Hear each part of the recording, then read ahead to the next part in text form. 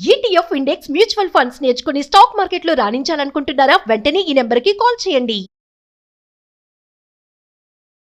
Present మనతో పాటు ఉన్నారు national security studies expert and chairman, centre for human security studies founder and executive director Kanneganti Ramesh Babu garu. మరి సార్తో మనం ఇదివరకు చాలా వీడియోస్లో మాట్లాడుకున్నాము, చాలా చేసాం. ట్రంప్ అధికారంలోకి వచ్చినప్పటి నుంచి ఈ రోజు వరకు, ఈ క్షణం వరకు కూడా ఎన్ని డెసిషన్స్ తీసుకుంటున్నాడు, ఎన్నిటిపైన ఆంక్షలు విధిస్తున్నాడు. అంటే ఇల్లీగల్ ఇమిగ్రెన్స్ అంటాడు, బర్త్ రైట్ సిటిజన్షిప్ అంటున్నాడు, మరి కొత్త కొత్త రూల్స్ వస్తున్నాయి. H1B వీసా ఫీజు కూడా మళ్ళీ పెంచడం, ఇవన్నీ చూస్తున్నాం. మరి కొత్తగా ఇంకొకటి ఏంటంటే, ఎవరైతే అమెరికా వెళ్తున్నారో ఇండియా నుంచి కానీ ఇంకెక్కడి నుంచి అయినా సరే, వాళ్ళకి స్ట్రిక్ట్ రూల్స్ అనేవి పెట్టడం జరుగుతున్నాయి. వాళ్ళని అక్కడే ఆపేసి వివిధ రకాలుగా వాళ్ళని ఇబ్బంది పెట్టడము. మరి ఎందుకు ఇంత పెత్తనం చెలాయిస్తున్నాడని అనుకోవాలా ఏంటి? మరి దీనిపై మరింత సమాచారం అడుగుదాం, సార్తో మాట్లాడదాం. నమస్తే సార్. నమస్తే నవీన గారు. ముఖ్యంగా అమెరికా వెళ్దాం అనుకుంటున్న వాళ్ళు 2026 సంవత్సరంలో, కొత్త సంవత్సరంలో అమెరికాలో అడుగు పెడదాం అనుకుంటున్న వాళ్ళు, మరి ముఖ్యంగా మన హైదరాబాద్ కేంద్రంగా శంషాబాద్ ఇంటర్నేషనల్ ఎయిర్పోర్ట్ నుంచి అమెరికాలో ఏ డెస్టినేషన్ అయినా సరే, జాన్ ఎఫ్ కెనడీ ఎయిర్పోర్ట్ అనండి, లేదా LA లాస్ ఏంజల్స్ అనండి, ఎక్కడికైనా అమెరికాలో డిఫరెంట్ డెస్టినేషన్స్కి వెళ్దాం అనుకుంటున్న వాళ్ళు ఎటువంటి జాగ్రత్తలు పాటించాలి?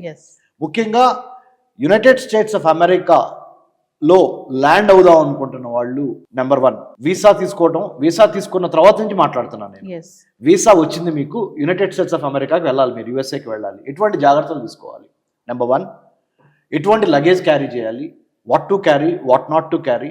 కల్చరల్గా, weather wise, climate wise, culture, climate, cash, character, conduct, ఇవన్నిటినీ మనం జాగ్రత్తగా చూసుకోవాలి. కల్చర్, ఎటువంటి కల్చర్లోకి వెళ్ళబోతున్నాం, అమెరికాలో ఎటువంటి కల్చర్ ఉంటుంది అనే దాని మీద ముందరగానే కొంత అవగాహన పెంచుకొని అప్పుడు అమెరికాలో ఎలా మెలగాలి, ఎలా ఉండాలి అనే దాని మీద నెంబర్ 1 కల్చర్ చెప్పా.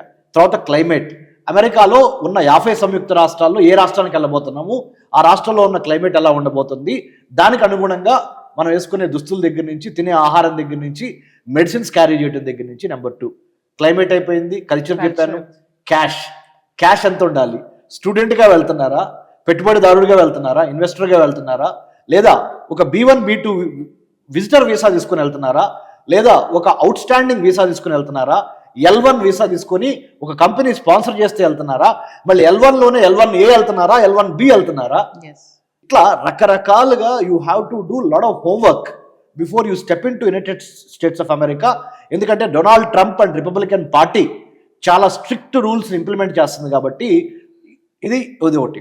క్యాష్, క్లైమేట్ అండ్ కల్చర్ 3 చెప్పాను నేను. కాండక్ట్ ఆర్ క్యారెక్టర్, ఇది చెప్తాను. కాండక్ట్ అంటే మన ప్రవర్తన ఎలా ఉంటుంది అనే దాని మీద గత సంవత్సరము, 2 సంవత్సరాలు, 3 సంవత్సరాలు వెనక నుంచి సోషల్ మీడియాలో మనం ఏమేమి పోస్టులు చేసాం అంటే, అమెరికాకి వ్యతిరేకంగా కానీ, లేదా ట్రంప్ అడ్మినిస్ట్రేషన్కి సపోర్ట్గానా, లేకపోతే ట్రంప్ అడ్మినిస్ట్రేషన్కి దాన్ని ఏమంటారు, క్రిటిసైజ్ చేయడం. ఇట్లా రకరకాలుగా మనము చూడాలి.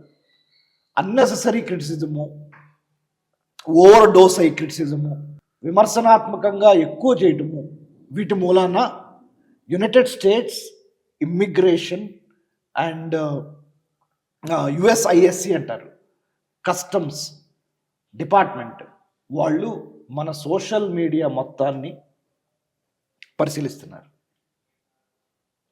మీరు ఇజ్రాయెల్ ప్యాలెస్తైనా గొడవకి ఏ స్టాండ్ తీసుకున్నారు? మీరు నమ్మరు, కొన్ని వీడియోల్లో అయితే ట్రంప్కి వ్యతిరేకంగా మీరు ఎక్కడైనా మాట్లాడి ఉన్నారా? లేకపోతే రైట్ వింగ్ రిపబ్లికన్ పార్టీకి వ్యతిరేకంగా ఎక్కడైనా మాట్లాడి ఉన్నారా? అమెరికాలోని ఒక ప్రధాన పార్టీ, ఇంకొక పార్టీ డెమోక్రటిక్ పార్టీ. సో రిపబ్లికన్స్కి వ్యతిరేకంగా ఏమైనా మాట్లాడి ఉన్నారా?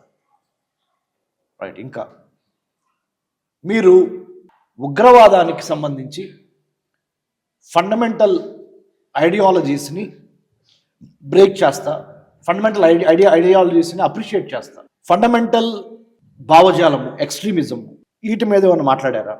ఇది ఒకటి. ఇంకొకటి ఇంపార్టెంట్, రిపబ్లికన్ పార్టీ చెప్పాను, డొనాల్డ్ ట్రంప్ గురించి చెప్పాను, కమ్యూనల్ ఇష్యూస్ మీద ఏం మాట్లాడో చెప్పాను, ఎటువంటి స్టాండ్ ఉందో, ఇజ్రాయెల్ ప్యాలెస్తీనా మీద మీరు ఎటువైపు ఉన్నారు, నార్త్ కొరియా సౌత్ కొరియా మీద మీరు ఎటువైపు ఉన్నారు, US తైవాన్ మధ్య జరుగుతున్న గొడవ మీద మీరు ఎటువైపు ఉన్నారు, రష్యా యుక్రెయిన్ కాన్ఫ్లిక్ట్లో మీరు ఎటువైపు ఉన్నారు, యుక్రెయిన్కి సపోర్ట్గా ఉన్నారా లేకపోతే రష్యాకి సపోర్ట్గా ఉన్నారా, US అండ్ వెనిజులా ఇప్పుడు కొత్తగా జరుగుతున్న క్రైసిస్లో మీరు ఎటువైపు ఉన్నారు, వీటన్నిటికి మించి అన్ని రకాలుగా మనం గమనించినప్పుడు రిపబ్లికన్ పార్టీకి సంబంధించి ఉన్న ఐడియాలజీని ఇబ్బంది పెట్టే విధంగా మీ పోస్టులు కనుక లేకపోతే మీకు స్కోర్ పెరుగుద్ది. ప్లస్ ఇంకొక కాంటాక్ట్లో ఇంకోటి దొంగ సర్టిఫికెట్లు, దొంగ బ్యాంక్ అకౌంట్లు, చార్టెడ్ అకౌంటెంట్ని మేనేజ్ చేసి లేనిది ఉన్నట్టుగా ఉన్నది లేనట్టుగా చూపించే స్వెల్లింగ్ ఆఫ్ యువర్ ఫండ్స్, అంటే దొంగ లెక్కలు, వీటన్నిటి గురించి వాళ్ళు లోతుగా పరిశీలన చేస్తున్నారు.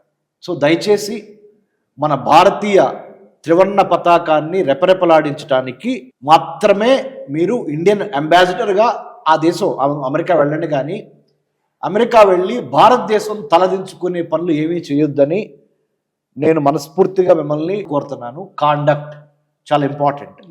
ఆ కాండక్ట్లో మన ప్రవర్తనలో ఏమేం కావాలో చెప్పాను. సో కుల్ మిలాకే అంటే ఫైనల్లీ బై అండ్ లార్జ్ భయపడొద్దు, ధైర్యంగా ఉండండి, గట్టిగా హోంవర్క్ చేసుకొని వెళ్ళండి, మీకు తిరుగులేదు. You will be number 1. ముఖ్యంగా అమెరికాలో ఉన్న క్లైమేట్, అమెరికాలో ఉన్న కల్చరు, అమెరికాకి సంబంధించినంతవరకు ఎటువంటి సర్టిఫికెట్స్ క్యారీ చేయాలి, ఇవన్నిటి మీద హోంవర్క్ చేసి వెళ్తే 100% your United States of America visit will be a grand success. భయపడేది లేదు, తగ్గేది లేదు. మీకు ఎటువంటి డౌట్ ఉన్నా యునైటెడ్ స్టేట్స్ వెళ్తానికి మీ బ్యాగ్స్ ప్యాక్ చేసుకునే ముందలా, ప్యాక్ చేసుకున్న తర్వాత please contact me through Suman TV. Naveena garu, I'm ready to help you. I have done my PhD in American studies. American government politics and foreign పాలసీలో డాక్టరేట్ చేసి నేను మాట్లాడుతున్నా. అమెరికాలో 10 అమెరికన్ విశ్వవిద్యాలయాల్లో లెక్చర్స్ ఇచ్చి US state department IVLP fellowship తీసుకొని most prestigious scholarship. United States ఇచ్చే అతిపెద్ద సత్కారం. International visitor leadership program select అయ్యి అమెరికన్ స్టడీస్లో డాక్టరేట్ చేసి, ఇజ్రాయెల్లో పోస్ట్ డాక్టరేట్ చేసి, అమెరికా చాలాసార్లు పర్యటించి వచ్చిన వాడిగా చెప్తున్నాను నేను మీకు. దయచేసి ఎల్లయ్య పుల్లయ్య మల్లయ్య చెప్పే కబుర్లు వినొద్దు. Qualified, authentic, genuine, objective analysis ఇస్తున్న మాలాంటి centre for human security studies, not for profit organisation. మాకేమి లాభం వద్దు. దేశ భద్రత, భారతదేశ భద్రత, భారతదేశ ప్రతిష్ట, మన భారతీయుల యోగక్షేమాలే మా పరమావధి. అయితే ఇక్కడ ఒక విషయం సార్, ఇప్పుడు ఫింగర్ ప్రింట్స్ అని, ఐరిస్ స్కాన్ ఇవన్నీ ఓకే, DNA కూడా టెస్ట్ చేస్తున్నారంట. ఇది ఎందుకు అసలు కొత్తగా, ఇదేంటి? It's very important. ఐరిస్ కంటి చూపు అంటే దొంగలో ఏమన్నా అంటే పాస్పోర్ట్లు ఫోటోలు మార్చి ఇవన్నీ చేసి ఏమైనా వస్తున్నారు, అది కూడా చూస్తున్నారు. తర్వాత DNA టెస్ట్ అనేది చాలా అతి కొద్ది మందికి మేడం, నార్మల్ వాళ్ళకి ఎవరికి చేయరు. DNA test will take lot of time and money.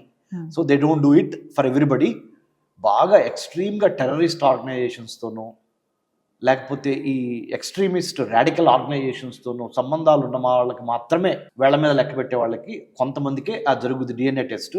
Otherwise all things like finger prints కానీ, ఐరిస్ కానీ, తర్వాత మన బ్యాక్గ్రౌండ్ చెక్ కానీ, యాంటిసిడెంట్ చెక్ కానీ, ఇవన్నీ నార్మల్గా జరిగే సెక్యూరిటీ ప్రోటోకాల్స్నే ఫాలో అవుతున్నారు. డొనాల్డ్ ట్రంప్ ఆయన ఇష్టం వచ్చినట్టు ప్రవర్తిస్తుండొచ్చు, అది మనకు సంబంధం లేదు. కొద్దిగా సహనం పడితే 2.5 ఏళ్ళు కళ్ళు మూసుకుంటే ఆయన వెళ్ళిపోతాడు.